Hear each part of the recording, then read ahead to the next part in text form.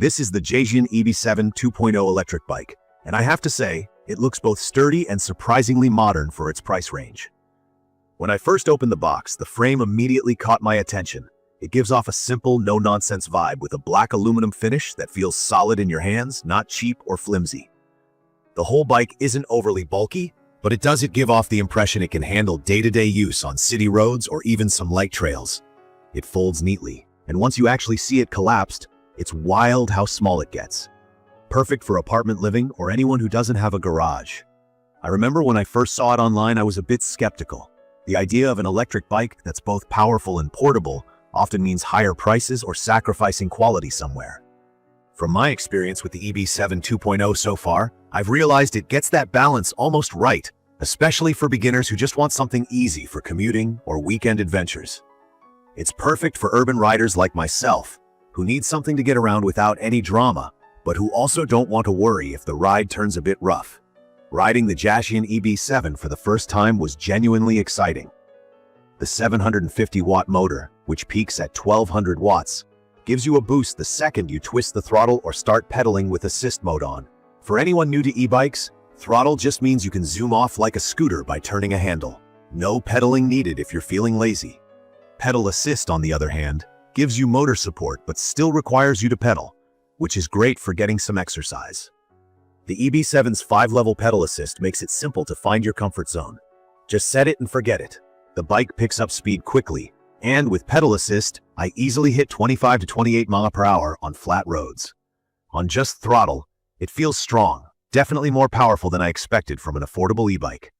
Jasion claims it can tackle 25-degree hills, and from my rides up the inclines around my neighborhood, it doesn't disappoint unless you try to push it up something really steep without pedaling. Even when the battery's running low, there's enough torque to make uphill climbs manageable if you're willing to help with the pedals a bit. The removable 48-volt 10-hour battery is another highlight. For someone who lives in a building and can't bring the whole bike inside, being able to pop the battery out and take it upstairs is a game changer. No dragging a 59-pound bike through the halls. Charging takes a few hours, and from my experience, I usually get 20 to 40 miles per charge, depending on how much I use the throttle or pedal assist. If you're just cruising at low speed and pedaling a lot, going beyond 40 miles is possible. The battery is just big enough for a couple of commutes or long weekend rides before you even think about charging.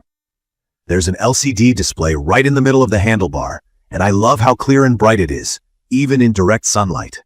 It shows your speed, battery life, distance traveled, and lets you select the assist mode at any time.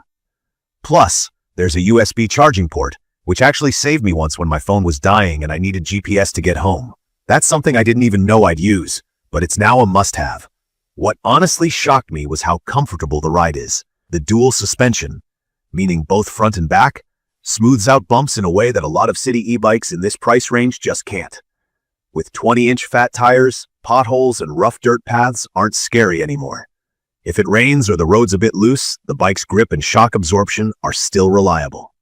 The seat is soft and keeps you pretty comfortable even after a longer trip, which is more than I can say for some of the stiff, rock-hard seats I've had on other folding bikes. Folding the bike is as easy as it looks. There are a couple of latches to undo, and the whole thing folds down to a size that fits in most car trunks. In my small SUV, it fits with room to spare. I used to hate lugging around full-size bikes when traveling, especially trying to stuff them in cars, so this has been a real relief. The folding pedals and handlebars only make things easier. Now, let's talk about my favorite parts of the Jasion EB7 2.0. The key features that stand out for me are definitely the motor and battery combo, which let me ride without always sweating the distance. The dual suspension is awesome for daily trips where the roads aren't always great, and that bright LCD display is actually useful in more ways than I expected. I'm not a bike mechanic, so something I really appreciate is that it came almost fully assembled. No stress about hunting down specialized tools or staring at an impossible manual. Another thing is the overall build. The frame feels premium for the price, and I never felt like the bike was going to fall apart on me. Everything from the smooth 7-speed gear system to the fat tires gives the impression that it's made for real daily use. Not just the occasional Sunday ride, but there are some things that bug me a bit. For starters, the bike isn't exactly lightweight. At about 59 pounds, it can be tough to carry upstairs. For those who might need to lift it often, that's something to consider. The key location to turn on the power and remove the battery just feels awkward for me. It sits underneath the frame, so I have to bend down and poke around a bit to make sure the key's in. It's not the end of the world, but if you're in a hurry or it's dark, it's kind of annoying. Battery-wise, the range is great, as long as you don't push the motor to the max the whole time. If you're commuting on throttle alone or often tackling hills, you'll notice the range drops, especially if you let the battery drop below half. Plus, after using it for a while, I noticed there's a little decrease in performance when the battery's lower, which just means you probably want to get in the habit of topping up the battery more often.